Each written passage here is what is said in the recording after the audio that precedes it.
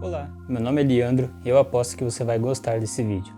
Alguns vídeos atrás falamos sobre os tão famosos planetas anões e caso você ainda não viu, corre lá conferir que tá muito top.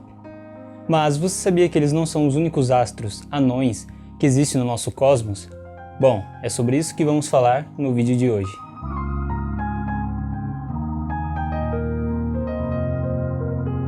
Alguns astros recebem o nome de anões, pois são relativamente pequenos, como por exemplo as estrelas anãs. Se compararmos elas com uma estrela de outro tamanho, elas são consideravelmente pequenas perto delas.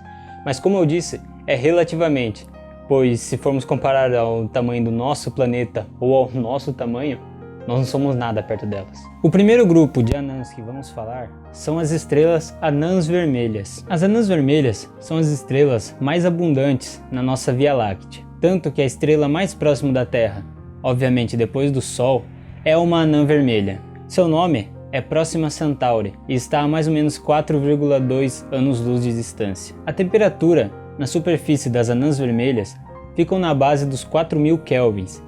E se formos comparar com outras estrelas maiores, essa temperatura é bem baixa. Pelo fato dela queimar seu combustível muito lentamente, os cientistas estimam que leve cerca de trilhões de anos para uma estrela dessa consumir todo o combustível e por fim morrer. Nunca foi observado uma estrela anã vermelha que tivesse morrido, ou muito menos o resultado da morte de uma delas. Estrelas nascem, vivem e morrem. A morte de uma estrela acontece quando ela consome todo o seu combustível e não consegue mais fazer fusão nuclear. Mas o que acontece após a morte de uma estrela? Bom, isso vai depender da massa dessa estrela. Se ela tiver uma massa um pouco maior, ou menor, ou igual à do nosso Sol, o final da sua vida é o que nós chamamos de anã branca. Uma anã branca é nada mais do que o resto daquela antiga estrela, porém em um tamanho muito menor. É como se nós pegássemos o nosso Sol e transformássemos ele numa estrela branca e mais ou menos do tamanho do nosso planeta Terra.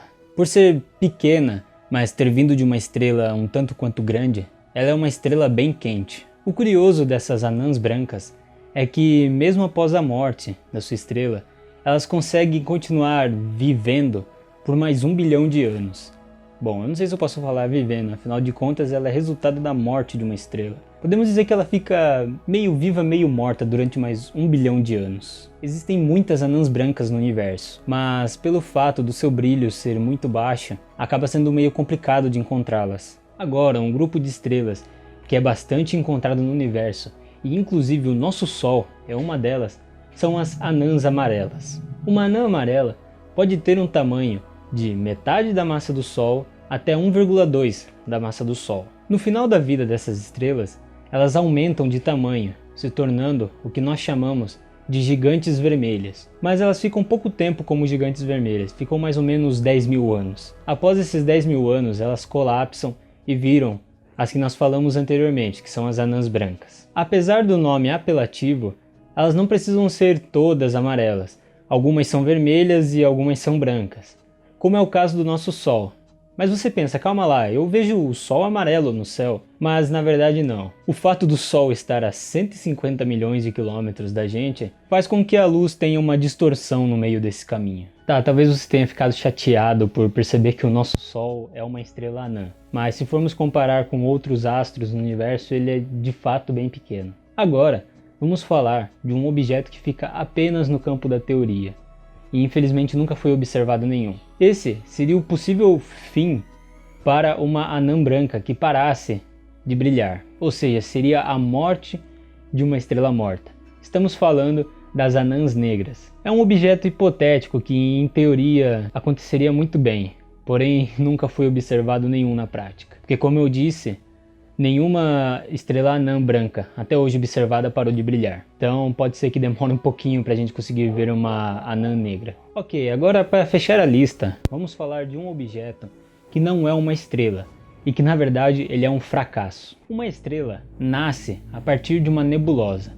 Quando certos lugares específicos da nebulosa acabam se ajuntando elementos químicos. Após esses elementos químicos se ajuntarem e conseguirem ser quentes o suficiente para iniciar o processo de fusão nuclear, acaba nascendo ali uma estrela. Mas o que acontece quando não é quente o suficiente para iniciar essa fusão?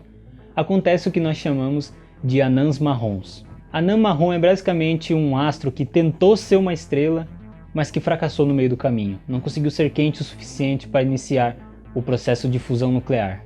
Anãs marrons são astros bem pequenos e de pouca luminosidade. Elas são muito grandes para ser considerado um planeta, porém são muito pequenas para ser considerado uma estrela. E apesar da brincadeira de fracassada, eu ia curtir muito e dar uma volta numa anã marrom. Na maioria dos casos, elas são encontradas em sistemas binários, porém a gente ainda consegue observar algumas perdidas por aí.